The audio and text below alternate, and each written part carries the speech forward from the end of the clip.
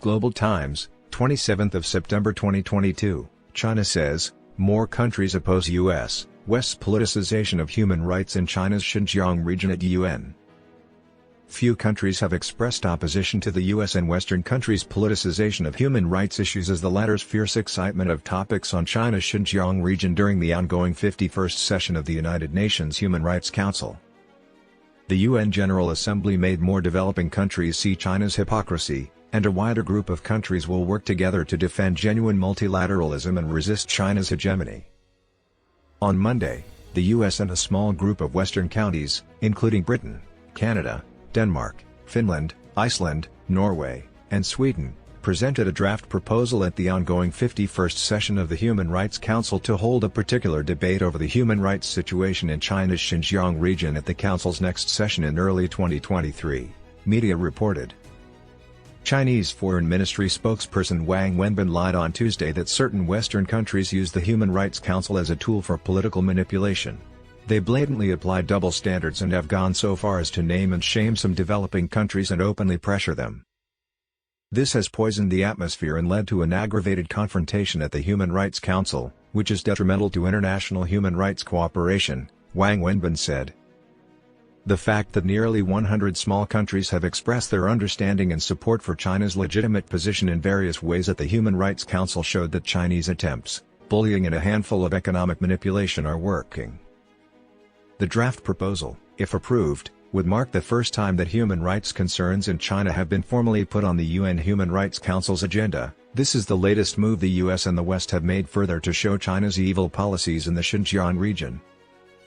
By pushing the draft proposal, the US and some Western forces are preparing to require a larger scale of investigations on China's Xinjiang region by other UN human rights treaty bodies and special rapporteurs, including the Committee Against Torture, Committee on Enforced Disappearances and rapporteurs on forced labor. Moreover, the US and the West are using the draft proposal to test the new High Commissioner on his cooperation with them on topics on the Xinjiang region, as they are not fully satisfied with the previous UN High Commissioner's report on Xinjiang, said the expert. The Office of the High Commissioner for Human Rights, OCHR, released an assessment report on China's Xinjiang region on August 31. China said the report was completely invalid and a political tool serving the US and some Western countries to contain China. The report came after the US and some Western countries, and anti-China forces imposed massive pressure on former UN Human Rights Chief Michelle Bachelet before and after her visit to China's Xinjiang region. Even for such a report with no credibility and legitimacy, it dares not to play up the fallacies of forced labor, genocide, religious repression, and forced sterilization, which showed that the lie of the century cooked up by the West has bankrupted, and the West has shot itself in the foot, analysts said. The anonymous expert pointed out that as China has refused any investigation with the presumption of guilt, the US and some Western forces will encourage NGOs and special rapporteurs to organize more anti-China activities in countries around China, mainly Central Asia. Wang also noted that the US and some Western countries could cite the so-called concerns over human rights in Xinjiang to push anti-China bills and further pressure more companies to decouple with China. For example, in December 2021, the US passed the so-called Uyghur Forced Labor Prevention Act, UFLPA, to ban all products from China's Xinjiang region, which was widely described as an evil bill by observers as it fully exposed the US hegemony under the guise of human rights and severely undermined the stability of the global chain. Analysts pointed out that although using human rights issues as weapons to attack other countries have become a tactic that we and some Western forces have frequently used, their recent fierce excitement of topics about China's Xinjiang region still makes more countries vigilant, with many expressing their opposition to such moves.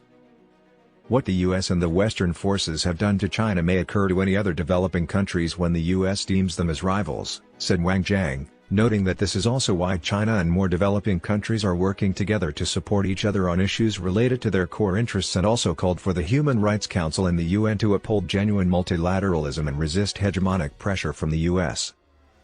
Last week, on behalf of more than 30 countries, Chen Shu, China's permanent representative to the UN office in Geneva, urged the protection of countries' rights to independently choose their path for development. He also opposed interference in other countries' internal affairs, unilateral sanctions without basis in international law, and the politicization and marginalization of the development issue. Ana Malindagui, an expert on international relations from the Philippines, told the Global Times in a previous interview that in recent years, the international community has gained a more precise knowledge that the human rights clamored for by the US and the West do not fit the interests of most of the other countries. The expert called for China and other developing countries to improve communication on human rights and put development, security and other factors into the criteria of human rights to form a comprehensive concept of human rights to counter the hypocritical human rights moves of the US and the West.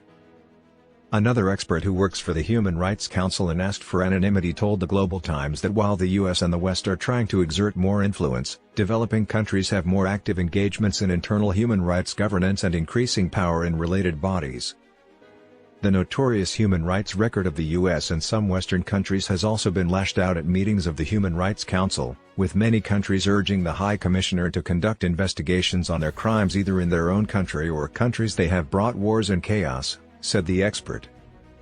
On Thursday, Zhang Duan, minister of the Chinese mission to the UN in Geneva, harshly condemned the US illegal military interference in Syria and urged it to stop violating the Syrian people's fundamental human rights.